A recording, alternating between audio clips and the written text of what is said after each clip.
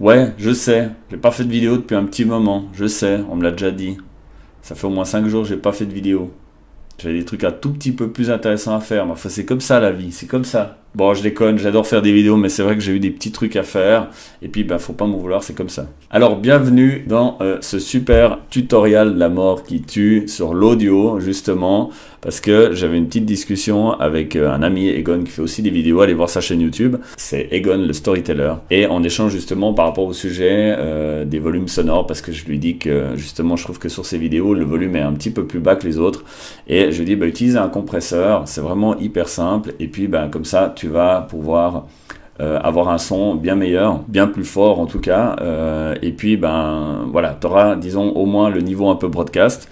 Donc justement ce qu'on va faire, c'est qu'on va essayer d'installer ce type de truc, puis je vais vous montrer comment ça marche, enfin comment moi j'utilise ça depuis maintenant tellement d'années, et c'est gratuit en plus, ça tourne sur tous les logiciels de montage. Donc là par exemple je vais vous faire une démonstration sur Vegas et DaVinci. Je vous montrerai pas l'utilisation dans DaVinci, mais comment, où est-ce qu'on le met, etc. pour que ça fonctionne. Alors on va commencer comme ça, justement je vous montrerai que c'est très simple. Donc d'abord évidemment bah, il faut aller télécharger, alors il y en a un qui marche assez bien aussi qui est gratuit, c'est un plugin VST. Alors là c'est le Aradaz Maximizer, donc c'est pour moi, c'est un compresseur, mais on appelle ça un maximiseur. Et donc, une fois que vous l'avez tapé, vous allez trouver justement ce premier lien. Ça va vous donner ça. Et ça, c'est le plugin. Le plugin VST ressemble à ça. Alors, bah, il s'agit de télécharger la version PC pour ceux qui ont un PC. Après, moi, j'ai pas testé sur Mac, hein, malheureusement. J'ai pas testé, mais je pense que ça marche très très bien. La même chose. On va télécharger avec ce lien. Et puis, il existe un autre, pendant que j'y suis, hein, je profite de vous montrer, il existe aussi le LoadMax 64, et c'est aussi un maximiseur, et donc un compresseur limiteur, en fait, parce que c'est ça qui est intéressant, c'est qu'il va compresser le son, mais il va aussi protéger le volume audio de la sortie, et ça, je trouve que c'est vraiment hyper cool. Tout ça dans un seul et même plugin, donc on n'a pas besoin de compresser et en plus après de protéger en fait le niveau 0 pour pas avoir de saturation. C'est le plugin lui-même qui va le faire, ça je trouve vraiment cool. Alors les deux fonctionnent vraiment un peu de la même manière. En termes de résultats, j'ai trouvé qu'il n'y avait pas de différence, donc après ben, si vous avez un feeling pour un ou pour un autre, c'est vrai que celui-ci look un peu plus moderne, celui-ci look vraiment austère. Moi j'aime bien les petits boutons, les petites molettes comme ça. Alors une fois qu'il est téléchargé, donc là j'ai mon dossier de téléchargement, on a des zips comme ça, donc il faut les dézipper, donc pour ceux qui ne savent pas dézipper, extraire les fichiers avec, sur Windows, après sur Mac je vous laisse vous débrouiller. Ici on va se retrouver avec des dossiers comme ça, et puis dans chacun des plugins, donc on retrouve le LoudMax et le Aradaz. Ici on a des DLL qu'on va devoir aller mettre dans les dossiers des plugins VST de chacun des logiciels. Restez avec moi dans la vidéo, c'est vraiment pas compliqué, n'importe qui peut le faire. Alors la méthode la plus simple, pour trouver où est ce fameux dossier, il suffit simplement d'ouvrir le logiciel. Là j'ai pris un petit exemple où je faisais un test du H5, justement on verra tout à l'heure les avantages de ce type de plugin et à quel point c'est simple de les mettre en œuvre et le son, l'augmentation sur le son, le traitement du son que ça va avoir. Il va falloir donc se rendre dans les préférences. Je ne sais pas si vous avez bien vu, mais donc c'est option et préférences pour Vegas. Donc là on est dans le logiciel Sony Vegas, et un des logiciels que j'aime le mieux pour le montage, parce que je trouve que c'est vraiment un des plus puissants, et il est assez ancien justement, ça fait longtemps qu'il le développe. Et là on a les VST Effects, et là on retrouve le répertoire justement dans lequel on aura ces fameux plugins. Donc là je vais simplement le sélectionner, le copier. Et puis, on va simplement, donc là on est toujours dans le dossier téléchargement, avec la touche CTRL-N, on va ouvrir un nouveau navigateur de fichiers. Et puis, on va mettre ici dans la barre d'adresse, on va mettre justement le chemin, et on va le retrouver comme ça hyper facilement. Donc ça, c'est pour la partie, donc évidemment, Windows sur Vegas, et, ou Vegas sous Windows, comme vous préférez. Là, on va simplement aller copier-coller. Je vais montrer quand même. Donc, CTRL-C et CTRL-V, moi je le fais pas parce que je l'ai déjà, pour la DLL justement de Aradaz. Et on va faire la même chose avec le LoudMax, qui se trouve évidemment dans l'autre. Mais vous n'êtes pas obligé d'utiliser les deux, hein. C'est vraiment à la préférence. Moi, j'utilise la plupart du temps, j'utilise le Haradaz parce que voilà, j'ai toujours utilisé, je trouve vraiment très bien. Et par exemple, sur DaVinci, j'utilise l'autre, je ne sais pas pour quelle raison. Voilà, c'est pas obligé d'avoir les deux. Et là, on a effectivement le Load Max qui se trouve ici et le Haradaz ici. Ça, c'était pour Vegas. Je profite de vous montrer en même temps pour DaVinci, comme ça, c'est réglé. Puis après, on repasse sur Vegas pour voir un peu les effets. Alors, sur DaVinci, pour ceux qui ne s'intéressent pas à DaVinci Resolve, c'est une erreur. Ce logiciel est incroyable. Vous pouvez sauter la vidéo un petit bout jusqu'à ce que je revienne sur Vegas. Donc là, il faut aller dans Préférences, si je ne dis pas de bêtises. Et puis ben là, on a toute une série d'options. Et dans Audio Plugins, on va trouver le chemin pour aller justement jusqu'aux plugins VST qui sont gérés par DaVinci Resolve. Donc à ce moment-là, soit vous pouvez mettre en fait tous vos autres plugins, vous ne voulez pas les mélanger, ou par exemple vous utilisez le même répertoire que Sony Vegas pour les plugins qui vont être utilisés dans DaVinci Resolve, vous pouvez rajouter un chemin, ça c'est vraiment cool. Sinon, vous allez simplement faire la même chose qu'on vient de faire dans ces répertoires, et puis vous allez copier-coller les DLL dans ces répertoires. Vous devez redémarrer le logiciel, c'est valable aussi pour Sony, je crois. Des fois ça marche pas, des fois il faut redémarrer 2 fois DaVinci, je sais pas pour quelle raison, et ensuite les plugins seront accessibles. Donc là j'ai pris juste un petit clip parce qu'il me fallait évidemment une piste son, et puis dans les audio FX on a les VST là justement, j'en ai plusieurs, mais on va retrouver en l'occurrence le Load Max 64, et je vais le glisser soit sur la piste audio, soit à la sortie dans le master, et je vais pouvoir le régler. Donc là on voit bien que ça fonctionne, on voit bien que le système a loadé le plugin, et je vais pouvoir justement le setuper. Moi généralement je compresse à peu près à moins 9 dB, mais je vais vous montrer en détail le comportement de ces trucs dans Sony Vegas. Là la piste son elle est vraiment pas terrible, ça va pas vraiment être un bon exemple pour vous montrer ça. Alors là je quitte DaVinci, et puis on va retrouver Vegas. Il faut le redémarrer, hein, je me répète. Et puis bah là, j'ai utilisé justement une petite vidéo que j'avais fait justement en test du H5. On a une prise de son qui est pas mal faite directement par le H5, puisqu'en fait je comparais le micro aussi de la caméra pour montrer un petit peu la différence. Alors, ça c'est la piste qu'on va traiter justement, elle a été resynchronisée sur l'autre. Donc là on a les deux sons qui sont parfaitement synchronisés sur ce petit tronçon d'enregistrement. Et puis maintenant je vais vouloir justement rajouter mon processeur d'effet, mon compresseur. Donc là je vais simplement ici dans Track FX, et puis je vais retrouver mon Haradaz, et il sera sur 0. Donc là je vais monter à peu près à 10. Ça c'est un peu mon habitude, généralement je le règle par là autour, je connais un petit peu mes enregistreurs donc je sais. Ce qu'on va faire c'est qu'on va simplement le mettre à 0, et puis on va écouter le son que ça fait. Donc, ce qu'on voit de prime abord déjà, c'est que ici le son, le volume il est très faible, il est en dessous de moins 9, il est en train de tourner, disons, il navigue entre moins 15 et moins 9 dB, et il est vraiment très faible. Et encore, j'ai la cellule qui est vraiment proche de moi, donc on voit que par rapport à ce que j'avais réglé, je préfère être un petit peu en dessous pour être sûr de jamais avoir de saturation, même si d'un coup je viens très près ou que je commence à parler très fort. Et là, on voit qu'on est vraiment très faible. Ce serait beaucoup trop faible pour YouTube, on serait bien en dessous des autres.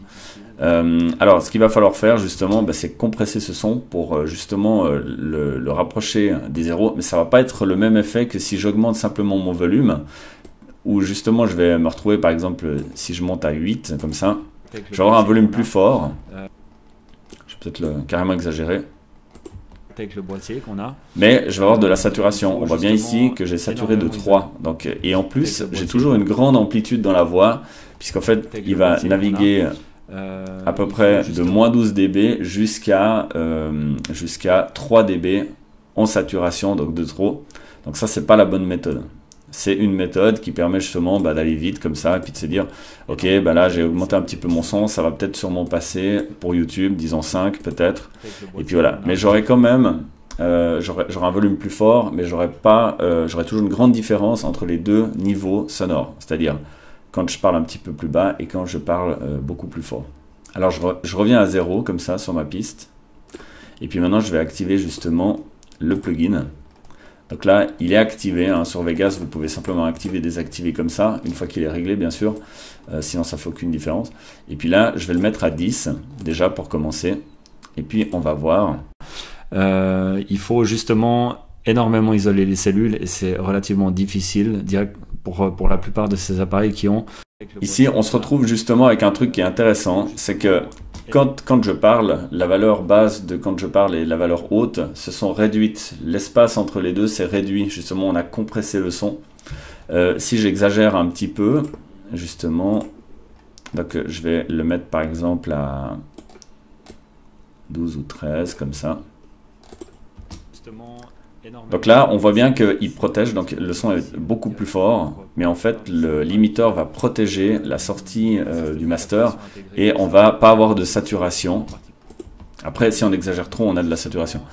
Mais on va avoir surtout une barre qui va naviguer entre, je dirais, moins 9 dB et 0. Et là, je trouve que c'est vraiment intéressant. Dès le moment donc, où on parle, ça va se produire. On va avoir cette compression entre moins 9 et 0. Que je trouve vraiment bien. Après, plus que ça, ça sonne vraiment trop radio et on peut avoir aussi de la distorsion. Donc, moi, je propose dans la plupart des cas, je teste toujours 10. Je trouve que c'est pas mal. 12, je trouve que c'est même trop. Donc, généralement, aux alentours de 10, on a un son qui reste quand même vraiment bien naturel. Et puis, on a quand même une bonne compression. Finalement, du contact avec le boîtier qu'on a. Vous me direz dans les commentaires ce que vous en pensez. Si vous êtes aussi ingénieur du son, évidemment, vous irez 10 fois plus loin que ça. Vous aurez des plugins de malades mentaux pour compresser des espèces d'usines à gaz spécialisées dans ce traitement-là. Mais je trouve que pour la plupart des gens qui font des vidéos pour YouTube, ça c'est déjà une vraiment très simple approche. Tout le monde peut le faire. Il suffit simplement d'activer ce plugin et puis de monter ce curseur jusqu'à 10 et évidemment ça dépend encore les niveaux sonores que vous avez sur vos appareils quand vous le faites vous-même. Voilà, donc ça c'est encore une fois, je pense que la plupart des gens auront ce type de résultat. Ça ressemble vraiment tout à fait à une bande de prise de son brute telle qu'on l'a sur la plupart des appareils d'enregistrement. On voit que le signal est vraiment faible, donc c'est pour ça qu'on avait justement à peu près du moins 9 au maximum, alors qu'aujourd'hui, avec la compression, on se retrouve à 0 au maximum, et on se balade voilà, entre moins 9 et 0. Je trouve que la compression est pas mal, le son est clair et tout, et ça vaut vraiment la peine de le faire. Je vais vous montrer aussi l'autre, donc là je vais killer celui-ci. Ah, je vous montre peut-être déjà juste le son avec et sans. Comme ça, on fait un petit avec et sans. Ça, on peut le parquer ici avec la touche contrôle hein, maintenue. On touche la touche contrôle. On va pouvoir parquer l'effet ici. Et puis, je vais vous montrer d'abord son. Avec le boîtier qu'on a. Voilà, le son, on voit qu'il est maximum il faut justement moins de 9 dB. Énormément isoler les cellules et c'est relativement difficile pour la plupart de ces appareils qui ont un système de captation intégré comme ça. Puis, je vais vous montrer avec le boîtier qu'on a. Il faut justement énormément isoler les cellules et c'est relativement difficile pour la plupart de ces appareils qui ont un système de captation intégré comme ça. Celui-ci est vraiment particulier parce qu'il... Donc pour le son de cette vidéo que vous allez entendre, évidemment je suis dans une pièce, j'ai jamais vraiment pris le temps de traiter l'acoustique de la pièce, donc vous inquiéterez pas justement de la qualité du son. Là on a une bien meilleure acoustique parce que dans la partie de la pièce où je fais la vidéo de démo, le son est bien meilleur. Maintenant ici dans cette partie là j'ai toujours des résonances, j'ai jamais mis vraiment des déflecteurs etc. Donc je ferai sûrement des vidéos sur un setup idéal pour faire de la prise de son. C'est vraiment pas compliqué. Si vous voulez avoir justement un exemple d'un son qui est vraiment pas mal, que je trouve pas mal pour internet, vous pouvez aller voir ma vidéo du Zoom H1. Si vous tapez Zoom H1 Pythagus, vous allez tomber sur une vidéo justement qui a un bon son avec un traitement. La pièce avait été traitée justement avec des déflecteurs. Et puis, des amortisseurs, on dit plutôt, des amortisseurs audio qui vont justement améliorer toute cette qualité de la prise de son. Mais voilà, c'était pas le but de la vidéo, c'était juste de vous montrer comment on comprime un peu le son pour lui donner un niveau qui est bien meilleur pour YouTube. Si je vous montre l'autre plugin maintenant, alors voilà, alors ici il y a le Load Max 64. Voilà, on retrouve l'idée, ça c'est le Radas et ça c'est le Load Max. Donc on voit que ça ressemble, c'est déjà bon signe. Alors là il est activé mais il fonctionne pas, il n'est pas ici, je fais à peu près la même chose mais lui il fonctionne dans l'autre sens, mais le résultat c'est exactement le même. Si je mets du moins 10 à peu près, Comme ça, on va écouter l'effet. Voilà, on voit que mon résultat, il est pratiquement identique. On va coller assez fort le 0. Et puis, on se balade voilà, entre, disons, -9, -12 et 0. Ce qui est bien meilleur que si on le désactive. Où là, on retrouve notre son qui est bas. Voilà, la petite différence, c'est que celui-ci, je le mettrais plutôt à -12 pour avoir à peu près le même effet que le Haradaz. Seule différence. Voilà, j'espère que la vidéo vous aura plu. Mettez un petit pouce bleu si ça vous a plu, ça va me faire vraiment très plaisir. Je sais que ça intéresse plein de gens, donc si vous connaissez des gens qui ont ce problème de niveau sonore, qui font des vidéos YouTube et qui auraient besoin de cette petite astuce, eh ben vous pouvez leur partager la vidéo, évidemment. Si vous êtes nouveau sur la chaîne, n'oubliez pas de vous abonner, naturellement, d'activer la petite belle aussi pour les notifications, si vous en avez envie, bien sûr. Et moi, je vous retrouve dans une prochaine vidéo. À très bientôt.